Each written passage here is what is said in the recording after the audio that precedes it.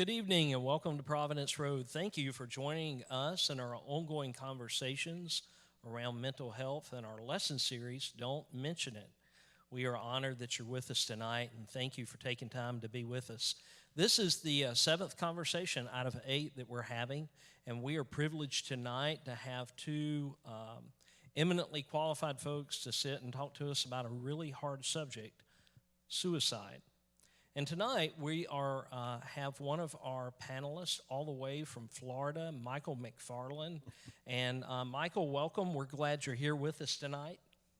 Thank you. Good to be here. And also, we are privileged to have Dr. Amanda Mcgowan with us. And Amanda, we're privileged to have you with us and glad you're here. Thank you so much. So, Michael, we'll start with you. If you'll tell us a little bit about your background. Sure. I'm a licensed marriage and family therapist, been licensed for a little over 18 years. It might seem like this subject is a little bit out of range for your normal marriage and family therapist, but I did all of my clinical work in a psychiatric hospital, which piqued my interest, obviously, in this subject. In addition to working within the hospital, I also was a part of the mobile crisis team, which would go into the emergency rooms and do assessments from that standpoint. And, from that work, I got into the prevention work. And so that got me occupied with providing clinical trainings, community trainings for suicide prevention. And then I was the state coordinator for suicide prevention for the state of Kentucky for 3 years. And for the last 8 or 9 years, I've been working with the veteran population and currently work with the largest institution in the United States that provides service dogs for veterans suffering from PTSD, military sexual trauma, and traumatic brain injury. So we're actually doing suicide prevention by providing these dogs to service members. So that's me in a nutshell. Well, Michael, we're privileged to have you with us. Thank you. Amanda, tell us a little bit about you and your background. Thank you. I'm Amanda Mcgowan. I'm a clinical psychologist here in Charlotte, North Carolina. I work at Base Cognitive Behavioral. My background in suicide goes back about 20 years. I am a suicide loss survivor. I lost a really good friend when I was in college to suicide, and that really changed the direction of my career. I had planned to work with eating disorders and instead have focused on suicide prevention and suicide loss. I have specialized training in dialectical behavior therapy, which is one form of therapy that has been shown to be very effective in preventing suicides. And I also do a lot of work with the American Foundation for Suicide Prevention, just trying to get free resources and information out to communities, and am very pleased to be able to serve as the president of our board for the North Carolina chapter. Amanda, we're privileged to have you. Thank you for being here.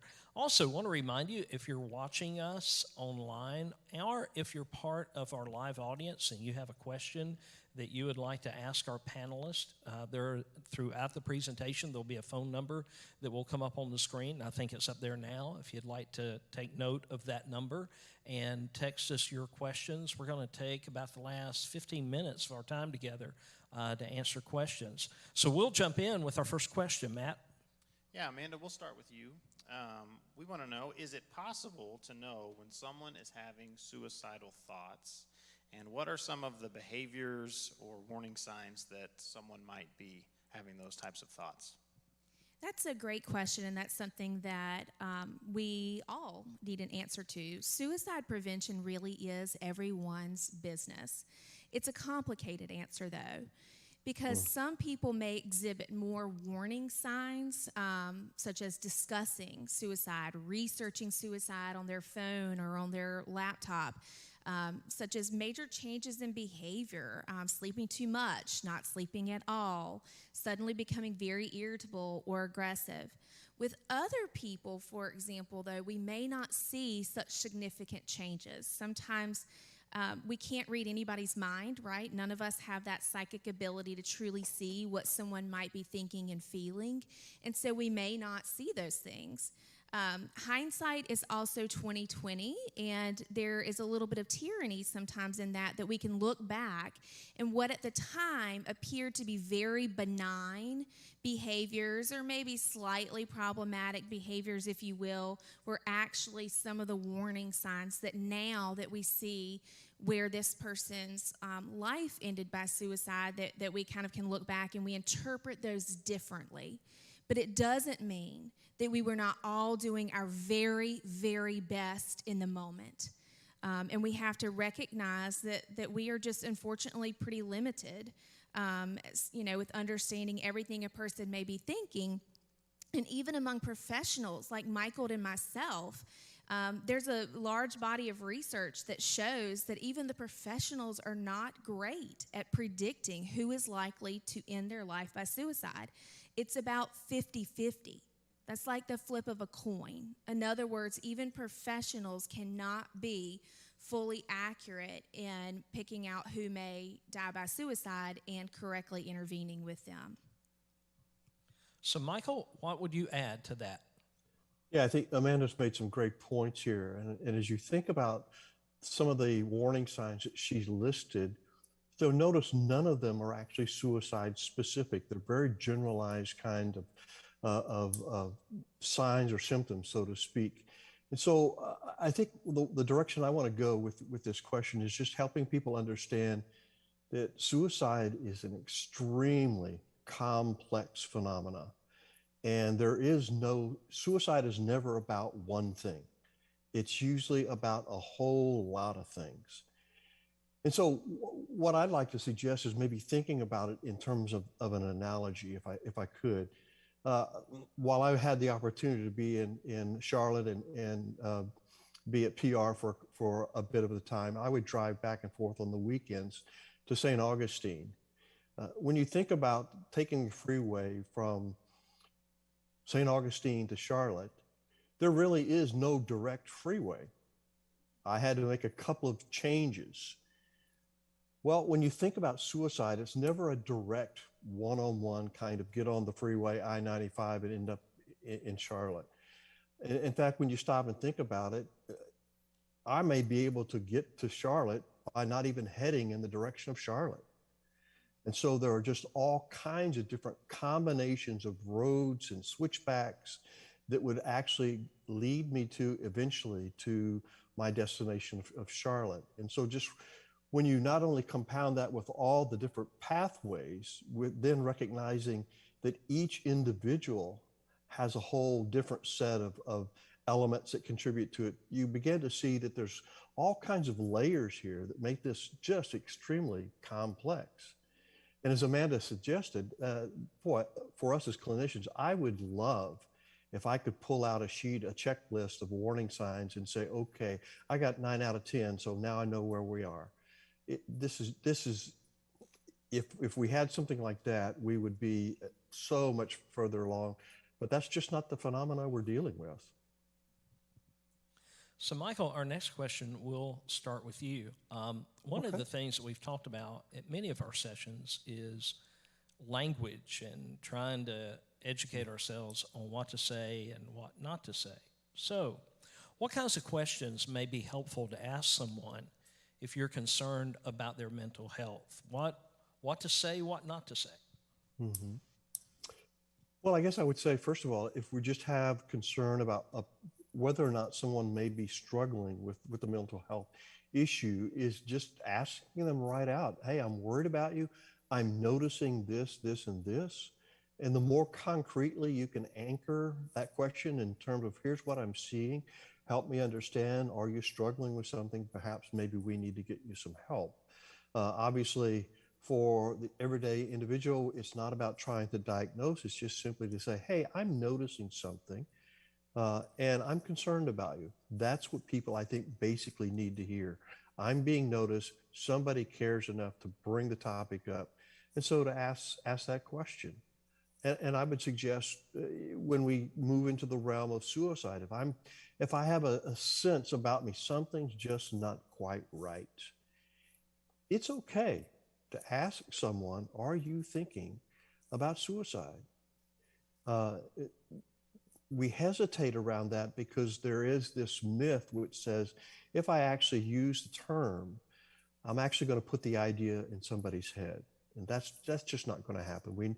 We know that's true or not true because when we talk about that lived experience, those individuals who have made a suicide attempt and survived that attempt, they tell us that doesn't put the idea in their mind. It was already there but long before the discussion ever started. And so it's really important that we let people know, hey, I'm having a sense that maybe you're having these thoughts. I'm just wondering. I care enough about you to ask. And I would move it even beyond. Don't ask just, are you having suicide thoughts now? But have you had them in the last week, last month? Because again, the phenomena of suicide is people move in and out of a suicide crisis. And so that's one of the challenges. When I worked at the hospital, the doctor at the emergency room would get a sense from the individual because of something that would be said that the individual was thinking about suicide. By the time I was called and arrived at the emergency room, the crisis sense had passed and the person was no longer having suicidal thoughts. And so people move in and out. They're not playing with us. They're not manipulating us. That's just the phenomena that people have. And so sometimes it's saying, maybe you're not having them right now, but I'm just wondering over the last several weeks or month or so, have some thoughts crossed your mind because I do want to be of help to you. Amanda? I absolutely agree with everything that Michael just shared with us, that there's a lot of wisdom in that. I would also just add on, as you're having these important conversations, make sure you're taking a very non-judgmental and supportive stance. We also want to be mindful of not biasing a question like, you're not thinking of suicide, are you? Because that prompts the person to, like you're wanting them to say no. So we want to create openness in the way that we're asking these things. And then when needed, we want to connect that person to appropriate care. So if someone that you care about says, yes, I am struggling with my mental health, or yes, I am having thoughts of suicide, we want to then connect them with a professional who can provide them with some support. I just want to ask a quick follow-up on that. Is there a difference between asking, are you having thoughts of suicide versus are you thinking of harming yourself? What would you say to that? Yes, there is a difference. So we can have self-harm without the intent to end one's life, which is different than suicide. A common example of self-harm without the intention to die is cutting behavior. And so we do want to try to differentiate what is the intention, what is the person hoping to be an outcome within this. Both would need some professional support, though. That's helpful. So we've got a room full of people here tonight and many more joining us online, and we have a number of teens here. We had a call briefly to prepare for this on Monday night, and we were talking about how even just recently in the Charlotte area, we've had, I believe, 3 teens die by suicide. So this next question has sort of to do with that. What should parents know about teens and suicide? And particularly if you're either a parent or a teen who's concerned about a friend, if you know someone you have concerns about possibly considering suicide, what should you do? We'll start with you, Amanda. Okay, thank you. This is a really important question. Matt, you shared in your sermon this week that we know that the second leading cause of death for individuals ages 10 through 35 in this country is suicide. So this, unfortunately, is an issue that every parent needs to talk about with their child. The way that I view this is that as parents, we talk to our kids about important topics like drugs, alcohol, sex, faith, right? There's a series of conversations that we have with these kids because we're trying to help them make healthy decisions and grow and thrive. We need to add mental health and suicide to that list of conversations. It is very important that we let our teenager know that if they are struggling in any way with their mental health, including if they are struggling with suicide, that we're there to support them. We're not going to be angry with them about it.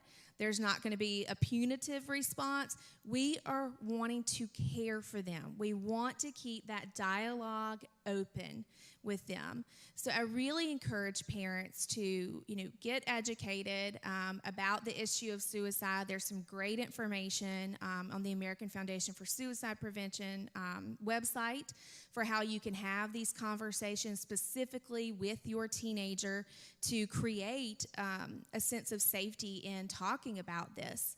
Suicide thrives in silence. As Michael shared with you, there's many different pathways that can lead an individual to suicide, and I have never seen it be the same in any one person that we've lost. Never. But we need to try to intervene along the way, and that's where having conversations as struggles of any kind begin is so incredibly important. Michael? Wonderful response, Amanda. I would suggest that the time to have this conversation is long before you have concerns with your teen.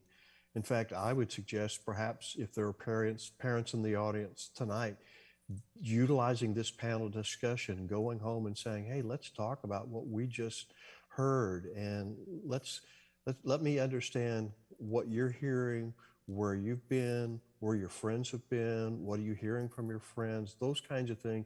Just open the lines of communication and help people understand this is not about threatening people to get help, forcing them into therapy, any of that. This is, I care about you. Let's talk about what's happening, what you may be struggling with. And the other thing, I think, again, I keep going back to this concept of suicide. Again, one of the myths that is out there is that if you are thinking about suicide, you automatically have a mental illness. And I think that keeps people from talking, because that's the fear. The last thing I want, particularly as a teen, because there are so much going on in their lives, so much turmoil in their thought processes as they go through that developmental stage. They experience all kinds of things. And the last thing that they want to be thinking about is, oh my gosh, something's mentally wrong with me. And so helping people to understand, hey, you may be having these thoughts and has nothing to do with mental illness. It just has to do with the challenges that you're up against. I mean, if it's the second leading cause of death among teenagers, it obviously has to do with something in that developmental stage. And so that can be something that can be activating. So normalizing in the sense that helping people understand it doesn't necessarily mean there's something very dramatic that needs to be done in terms of intervention. Sometimes it's just a matter of, let's problem solve around some things that are going on in your life, and maybe we can find some solutions and support, and you just move right on through this.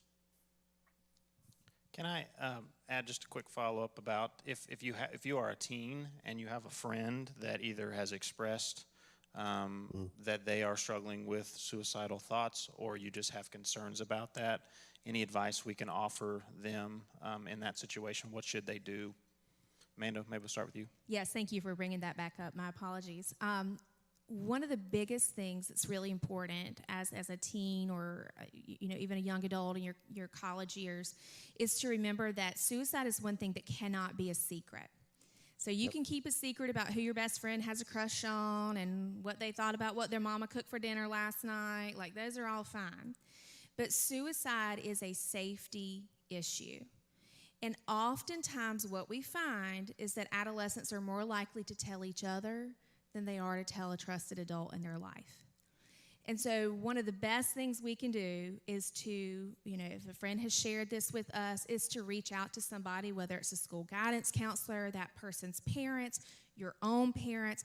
We need to seek support from an adult, because this is not something that you alone can problem solve with your friend. It is not you being a snitch, right? This is you taking a step, although it may feel difficult to share and to break that trust. It's you taking a step towards helping your friend live and know that they are loved, right? You're reaching out because you care about them and you want them to be here tomorrow so that they can find a way through whatever it is that's bothering them. Michael? That was so well put, I don't think I need to add anything. Okay, well, we'll send the next question to you then. What do we say or do if there's a suicide in our community? What should I say or not say? And how do you talk about the passing of the deceased? Yeah, good question. It kind of reminds me that the previous question, we didn't really address the language question, so maybe we can weave it in here. Probably the most accepted terminology, at least people from the lived experience tell us, is that they would prefer the word suicided or died by suicide. There was a period of time where we went through the accepted language was committed suicide. Matt did a wonderful job in the sermon on Sunday talking about how that can be construed in although not intended by the speaker, but can be received or perceived by someone who has lost someone as hurtful. So suicided, died by suicide, someone who is grieving at a loss, and perhaps Amanda could speak to this directly as a loss survivor, it is okay, given the context, to use the word if it makes sense. Part of the process that loss survivors are having to wrestle with is that whole idea of suicide. And if everyone around them is not using the word, then it's going to make their own recovery more difficult. Not that you have to go out of your way to say the word, but don't think that if you've used the word suicided or died by suicide in an appropriate context of speaking with someone, that you have inflicted harm. That's accepted terminology. But if we're talking with someone who's lost someone, it's simply just expressing our condolence with the loss, recognizing that they're going to have a long road ahead of them in terms of the grieving process. And just like any other loss, it is, I'm here to support you. I'm here to walk alongside of you. It's not about me trying to decide whether that action of that person was appropriate or inappropriate. As you've already said, it's totally non-judgmental, because making a judgment is of no use in this situation. It is, how do we come to a place of healing, and recognizing that it's just sitting with someone sometimes, and we may just need to sit there and listen to them as they reminisce over the relationship and rehash what that relationship was like, because as they do that, that's a healing process. They need to go back through those memories and pull them up and replay them, even though for us it's very uncomfortable, because there's a tremendous amount of emotion sometimes being generated at that time. But I guess what I want people to hear is, when that emotion comes out, it's not a necessary sign of harm, but could be a sign of healing. Amanda? I think you shared some great things there, Michael. Absolutely. Additional tips I like to share with people is say that person's name, right? Sometimes, unlike other forms of loss, for some reason in our society, we get afraid to say his or her or their name. And we want to go ahead and use that name, right? That's important for those loved ones to know that their loved one is absolutely still remembered. Another important piece of this that goes along with the no judgment, which is very critical here, is to remember that none of us would ever want to be characterized or judged by just one moment in our lives.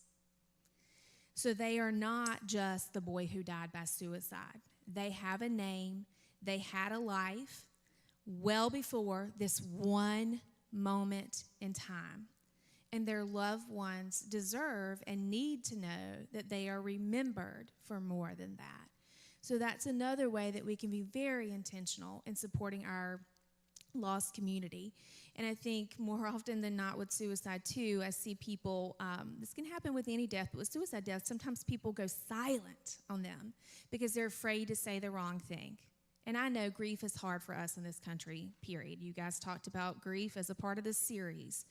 It is difficult, and yet, when we are silent and we don't show that support after a suicide loss, it is more likely to be perceived as they're judging me. They think I caused this. They think my loved one is not in heaven, something along those lines, even if that's not your intention. So don't not do anything. We want to try to avoid that. So are there those who are at greater risk of suicide than others, and are there protective factors that help protect people from suicide? Amanda, we'll start with you. Yes, so we do have some research about things that are likely to increase risk. As I say this, though, please keep in mind that, twisted path between Florida and Charlotte that Michael shared with you as an analogy.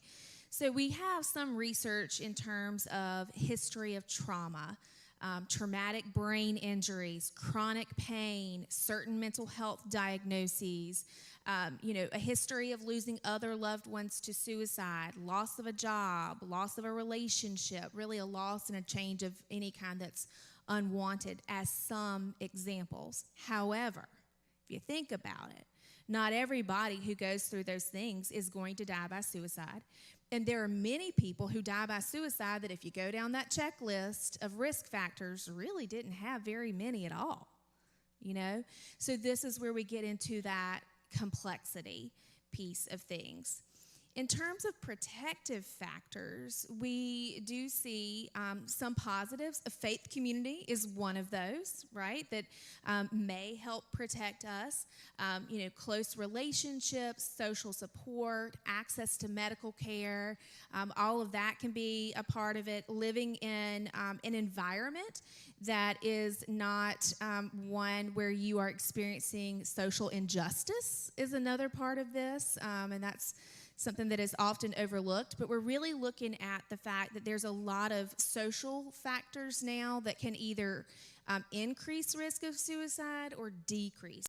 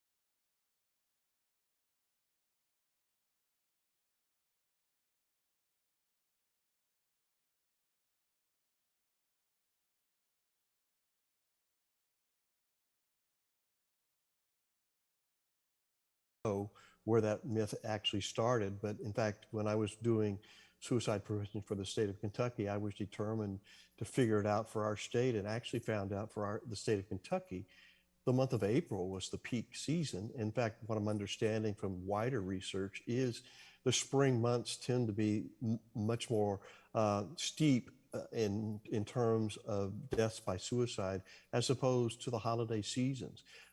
Now, having said that, and I always recognize that when you bust a myth, you have to be very careful. I'm suggesting that during the holidays, we should say, okay, everything's all well and good because this is not the peak season. No, I appreciate the fact that all of those commercials who say, okay, we're in the holiday season, let's be on the watch out. I mean, that's perfectly appropriate because, again, we don't know where people are in any given season of life. And so we always want to be wary of where people are, what's going on in their lives, so that we can be there to be of support to them. But I just find it interesting because, and perhaps it's because of the show A Wonderful Life and some of the other things that happen during the holiday season, we characterize the holiday season as a place of heightened risk when it really isn't. I guess one of the other myths, and we've already kind of spoken to it, is that suicide really is caused totally or by majority by mental illness. We really know that that's not the case, and I do know where that one particular came from. It came from a series of studies back in 2003 with Kavanaugh, which was a process of doing psychological autopsies, which is simply a process of interviewing people around someone who has died by suicide and getting life information, looking at records, and then inferring based upon that information whether or not the person who died did have a mental illness. That process, while psychological autopsies certainly have their place, they were not meant to do that. And there's all kinds of biases from that kind of process, but that's where the 90% came from, is a projection from the data that came from that. And so if you stop and think about it, the vast majority of people, when you think about how many people in our country have a diagnosable mental illness, by far the majority will never or have not been suicidal. There's various streams of evidence that could speak to that. I'll just point out one other, is that we would suspect that if we treated someone who was currently struggling with suicide with the traditional therapy approach that would be addressing a mental illness, what we know is that therapy modality is not nearly as effective as suicide-specific therapy. So that tells us something, that whatever we're getting at in terms of treating mental illness may not necessarily be addressing the suicidal issue in a person's life. So lots of factors there that can contribute to that. I guess the other one, and Amanda, you'll probably have others as well, is just that whole, that we've already mentioned, is that if you ask about suicide, oh, I know what I wanted to say. The other one is, once a person is suicidal, they're always going to be suicidal. That's, again, not the case. We know that people cycle in and out of suicide, and it's perfectly possible for someone to be having suicidal thoughts one day and for those thoughts to leave on their own and never return. You just never know. This is such an individual kind of thing. We would be in a real fix if once a person was suicidal, they were always going to be suicidal and there's nothing that we could do. The whole area of prevention would be for naught. We're in the realm of prevention because we know that we can do something to affect people's healing and recovery. Amanda, maybe you have some others that come to mind? Yes, an additional one I would add, I see this maybe a little bit more in working with adolescents, is that if someone talks about suicide, they're just trying to get attention or they're being dramatic, right? So this kind of idea that it's dismissive and attention seeking, we definitely do not want to take that approach to it. Talking about wanting to end one's life certainly can be a warning sign, and we want to take that seriously. So that's something that I see a lot, just in the adolescent community and adults towards adolescents. We always take this seriously instead of thinking that it's attention. I think you hit a lot of the other ones. So we're sitting in a church building. We've got a lot of church folks here. As Kent mentioned, we've been in the midst of this 8-week-long conversation in our faith community about mental health. As we think about faith communities and churches, are there things that those faith communities and churches can do in assisting in discussions around suicide prevention? What you've seen that has been helpful that we could be engaging in as a church or faith community, or not just ours, but anyone that may be joining us online. Amanda, we'll start with you. Yes, absolutely. I definitely think faith communities are an important part of addressing suicidality. Historically, in some places within the church as a whole, not this church, but the church as a whole, it has not been safe to talk about suicide. It's been that you're not praying enough, or you're not in a good relationship with God, or those kinds of judgmental messages were at one point in time what a lot of churches were giving back to people. There's some research about this, and not just my opinion saying that. So we are seeing such a shift in that now. This is the third church here in Charlotte that I have spoken at in the past 4 weeks. That is fantastic. We are all human beings, and as such, we are all going to have struggles. And God loves us and is with us in the midst of it. It's one of your I'm losing my word here. It was one of the quotes that you had from the Bible at the very end, like God is with us always. We cannot be separated from God, right? And so a church cannot be a place where we say, oh, but not that. You can't bring that in here. We're not going to address your mental health or your suicidality or any of that. We're not here for you for that. We can't have that. And so churches like y'all's are taking this very, very proactive step to make sure we're having these open conversations. It lets every one of you know this is something that's safe to talk about here. This is a place where you're not going to be judged for that. And having that sense of community, that sense of support, as I mentioned a few minutes ago, is a protective factor. It can be certainly very helpful. I think another area I'm really hoping churches will start to lean into is the issue of social justice, right? So we do see, for example, that suicide rates overall went down about 3% during the pandemic, which is great news. However, not in our African American community. That's concerning, right? And so why is that? You think about all these other social issues that were a part of that. So we need to be aware of that. Churches already do a lot of times a great job in helping with other types of social justice issues like homelessness, lack of access to food, health care, all of those things are also a part of preventing suicide, because as Michael has pointed out, this is not just about mental health. Is mental health a part of it? Sometimes, yes, of course. But as churches do other things, those are also efforts that can be promoting suicide prevention and better emotional wellness for all of us. Not a whole lot to add to what Amanda has said, but I really do think the social justice aspect is so important, in that the prevention community has focused so much of its attention on keeping people safe from dying from suicide. But the flip side of that is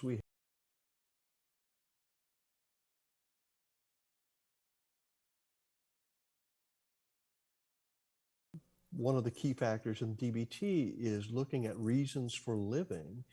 And, the person who's thinking about suicide can give you 1,000 reasons why they're thinking about dying. What we need to recognize is most people have a reason to live. And I know that because if they're willing to have a conversation with me, there's got to be some reason why they want to have that conversation. They haven't given up on themselves. They may not be able to identify it, but one of the things I can do is help them understand, what is it in your life that is giving you a reason to stay alive. And the more that we address from a cultural standpoint, a social standpoint, in bettering people's lives, helping people rise to a higher level of living for all of us, and rooting out some of the social ills, we make a better society. And one of the biggest studies around suicide early on had to do with the social cultural impact that can have in terms of driving suicide rates down. There's got to be a reason why suicide rates are skyrocketing 2000 and on. There's something not only wrong with people as they struggle individually, but it's indicative of something in our social culture that we're breathing in that is debilitating, demeaning, and driving people down. And so as we address that, we really do make a better world for everyone. One of the things that we try to do each week is talk about resources that are available. And because of you guys' eminent qualifications, as with all of our panelists, we want to give you a few moments to just kind of talk about national resources and local resources. And Amanda, we'll probably start with you to talk about some of the local resources that are available within our community that people can tap into. Absolutely. So here in Charlotte, we are lucky to have some local resources. I'm always upfront and honest. The mental health system and navigating some of that can be quite difficult. But we do have two hospital systems here in town, Novant and Atrium, both of which provide multiple levels of care, from outpatient therapy and medication management to inpatient care if that is what a person needs at that point in time. We have a large network of psychologists and other therapists here in private practices. A lot of us are happy to do like free 10-minute meet and greets so you can see if there's a fit between you and a person, because that therapeutic relationship is really important. So if you're thinking about seeing a therapist, ask. I know very few who won't give you that, so ask for that if you'd like. We have free support groups here in town of all kinds. A lot of them actually take place in church buildings, but we want to reach out and kind of access those resources as well. And then the American Foundation for Suicide Prevention has a lot of resources, lots of free information, lists of therapists who are trained in suicide bereavement, as well as a list of free support groups for those who've lost a loved one to suicide on their website as well. So, Michael, what about nationally? For those who may watch this broadcast from other places besides Charlotte or North Carolina. Okay. There's two that I would recommend. First of all, just a number that everybody ought to have in their phone is the National Suicide Prevention Hotline, which is 1-800-273-8255. And I would encourage people, this is not something people typically think about, is if you want to know what it's like to call a hotline, call them and just tell them, hey, I'm trying to understand how this works, what it would be like for someone to call, or if I had someone call, what would happen. They would be more than happy to walk you through how that works. And it certainly makes it much more likely that someone will use that if you have called that, or have them call it with you if they would ever need that. So I would certainly recommend the National Suicide Prevention Hotline. Another resource that I think is really helpful is the Suicide Prevention Resource Center, Sbrc. You can Google that. There's just a wealth of information on that site. There's even some individual courses that people can take through webinar to learn more about suicide and some other aspects. So very highly recommended resource. Thank you. We're going to move in now to some questions. I want to encourage you to please ask your questions and send us your questions. And Amanda and Michael, y'all have been so gracious to us. And as we work through these questions, we want to make sure that both of you have opportunity to weigh into the questions. So I'll start with one of our first questions that's come in, and then Matt will ask one, and we'll just kind of piggyback back and forth. Amanda, we'll start with you. What would you say to a teen when they have a friend say they are having thoughts of self-harm or suicide? So I would first validate and stay calm with my teen. I would validate that it's a good decision to bring that question to me and share that so that we can talk through it and work through it together. I would absolutely share with them what I mentioned to you all earlier, that unfortunately this is a situation where we can't keep a secret. This is not something that's safe to know only ourselves and to not share. So then we would probably need to problem solve. Who is the best person to share? If this adolescent had a good relationship with one or both parents or guardians, that would be a great step. If not, or if we have some concerns about that, then we can go to the guidance counselor, the school nurse, someone like that on our campus to help our friend get the support that they need. Not a whole lot I would add. I would certainly just say it's important to just stay calm. not jump to conclusions, because again, the language self-harm or suicide thoughts certainly encompasses a wide range of behavior and challenges, so we're not quite sure what that's about. But uh, I think we do need to find out from them, uh, ask them, what adult in your life would you feel comfortable for us talking to? And so I say the us in that, don't send them necessarily to someone to go talk to. You go with them. You be their support. You're in this together. And so that helps diminish that whole sense of telling on someone. This is about us together, and I'm concerned with you. So who's the adult in your life that we can go talk to and figure out how this is going to work out? But we need to talk to someone, because I'm concerned about you and I really want to see you get some help. I don't want to lose you. I mean, you just talk straight to friends. A lot of our questions that we've given so far have to do with supporting people that may be struggling with thoughts of suicide, or how we talk with people and our language, all of that. We actually have a couple of questions that are linked. One is, what if you're the one who's feeling suicidal? And also, another person very similarly said, I hear it's very hard to seek help when you're going through these types of things. What can we look for in ourselves to make sure that we get the help we need? So, Amanda, we'll start with you. I think that's a great question. I'm really glad that those came through, because you're right, we haven't touched enough on that tonight. Michael mentioned the National Suicide Prevention Lifeline. That is an available resource for anybody to call. Sometimes from the comfort of your house, on your couch, that may be the easiest step for some people. You can also call that line before you've reached the point of being suicidal. And that's something that not a lot of people know, but I've heard it directly from the director himself, so I know it's true. They're not going to say, oh, you're not suicidal, we're going to hang up now. No. You can call them and get support 24/7, free, and in 98% of the cases confidential. 2% of all cases involve a situation where a person is in imminent physical danger of death, and they have to reach out to resources for that person.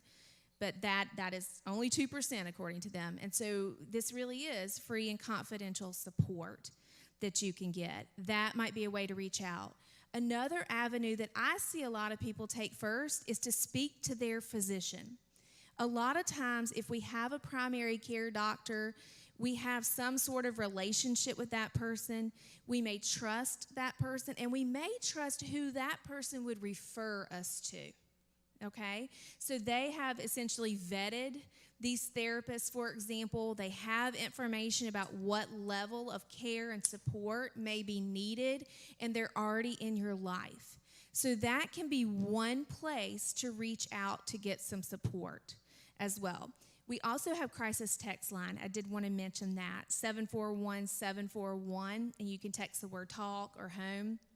Crisis text line works the same way, as the National Suicide Prevention Lifeline, but via text. And so if you're more of a texter than a talker, which I know a lot of young people, teenagers, 20s, that's more comfortable, then that's another way to reach out. But there are people out there who really genuinely care. We want to help you, we want to support you, and we genuinely recognize what a hard step it can be to reach out for support. It is not weakness, it is the extreme form of strength. I would just simply add, if you're struggling yourself, take steps to protect yourself. And what I mean by that is very simple things. If you have a firearm in your home, that needs to be secured. 90% of the suicides that involve a firearm end in death. That's just the nature of the beast when it comes to firearms. We also know that just by owning a firearm, that home automatically is 4 times at greater risk of losing someone in the home due to suicide. And so just do the smart thing. Put that firearm in a safe place.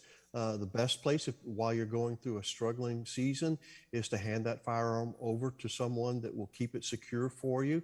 That can be returned to you once you're through the situation. But the best thing is to get it out of the home. The second best thing is to separate the ammunition from the firearm. The third best thing is to do a gun safety lock. What I'm suggesting to you is, because suicide thought processes comes and goes in the heat of the moment when it's really bearing down on you, if I can just quickly access something that's highly lethal, I've just increased my risk dramatically. So any hoop I have to jump through that makes it longer for me to get whatever it is that I'm going to utilize for that action, the more safe I'm going to be. And so I would say, not only with securing the firearm, I would say, particularly if you're in a home where there are a lot of medications, you might think about locking those up. You might think about turning them over to someone and having someone necessarily provide you the daily dose if that's what you need, just for the season of getting through. The action of trying to protect yourself is a tremendous protective factor, because that you're reinforcing in yourself, I know there's a challenge, but I also know I want to live. And so I would encourage people to think about that.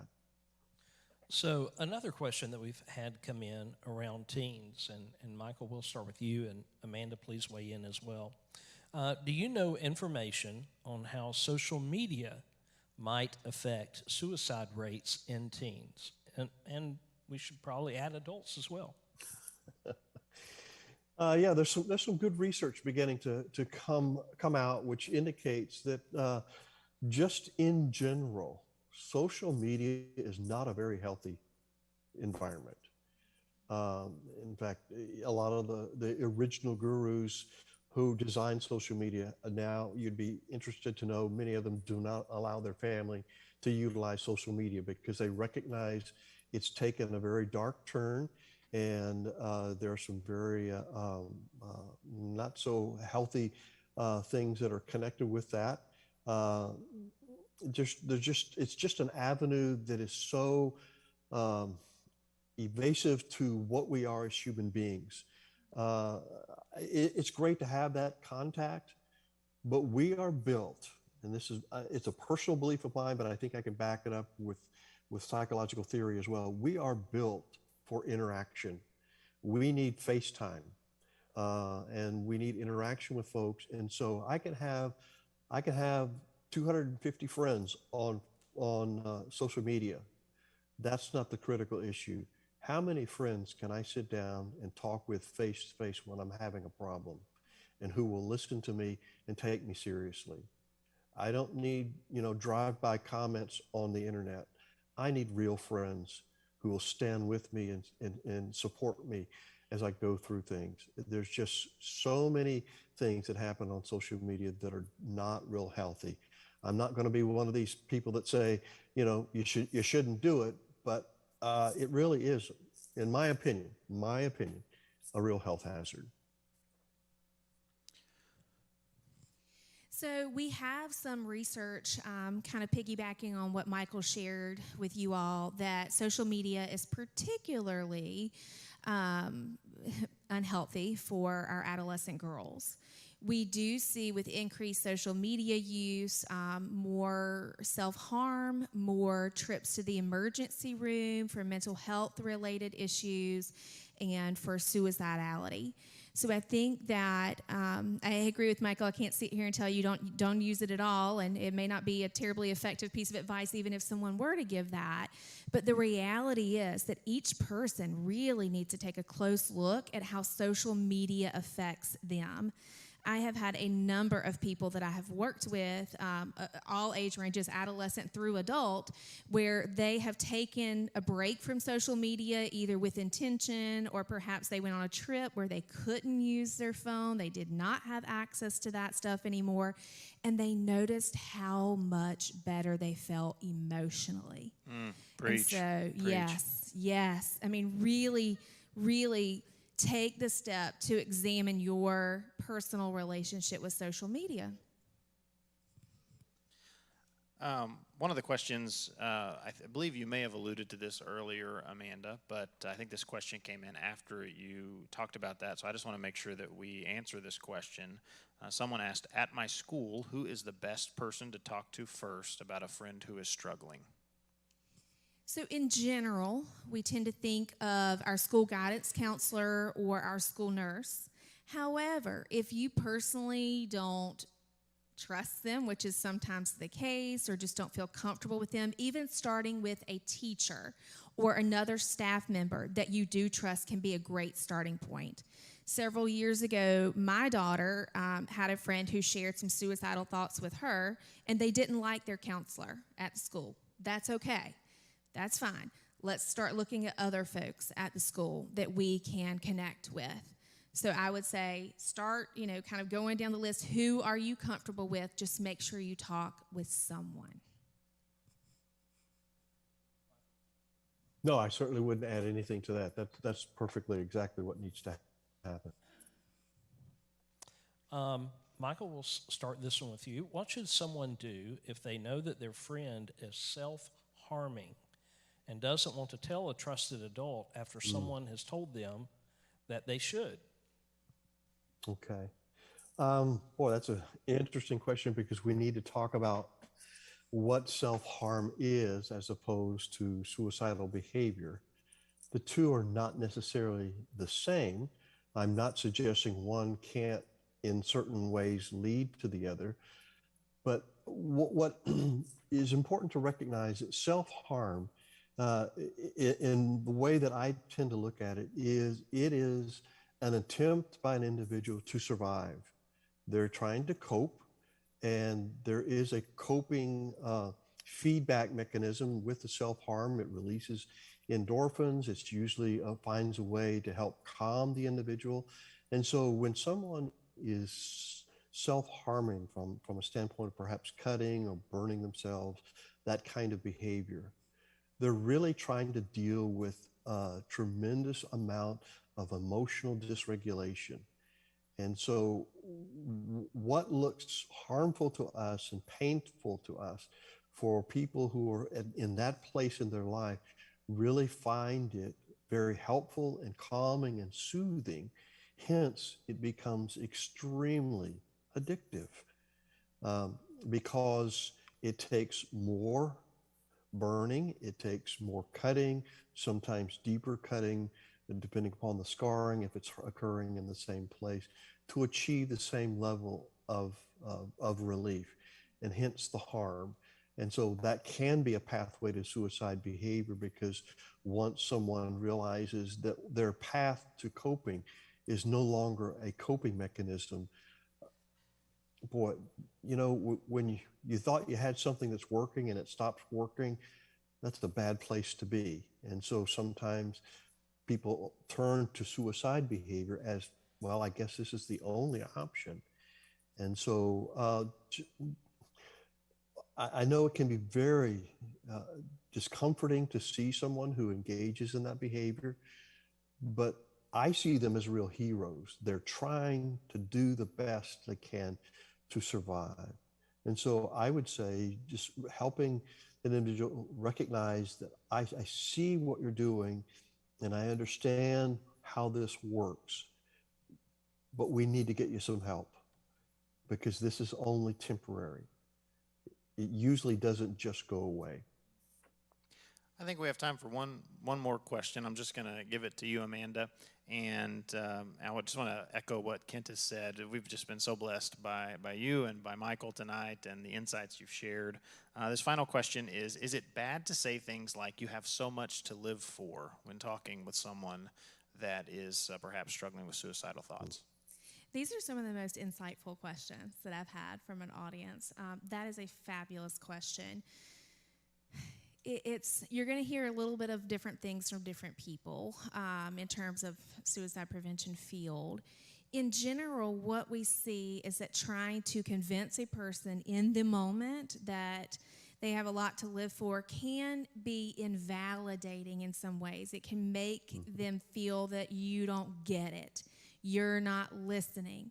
Now, I believe everybody has a lot to live for, and the factors that are making them not feel that way are very, very, very often things that we can work on, we can improve upon, or we can learn how to live with in a better way. We can cope in a better way.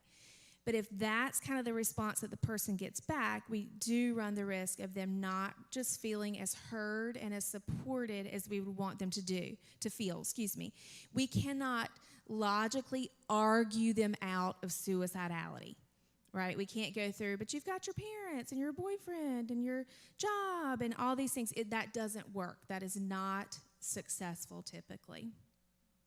Well, Michael and Amanda, it has just been such a blessing tonight to have you share. And I would say to those of you who are joining us online or those of you who are in person, if this has been beneficial to you in any way, we would love, if you're going to be on social media, although I think I heard some suggestions that perhaps we should do this less. If you're going to be on social media, would you help us by sharing this if you think this would be helpful to someone you know and get the word out? We would love for more people to hear the insights of folks like Amanda and Michael and what they have shared with us tonight.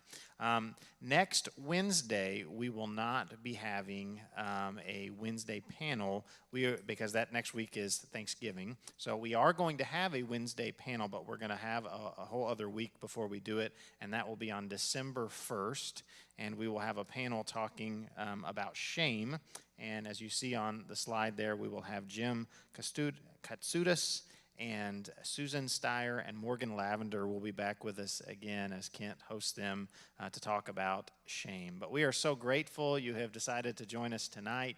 Again, please share this with any or everyone that you think would be of benefit. And this will conclude our panel for the evening. Thank you.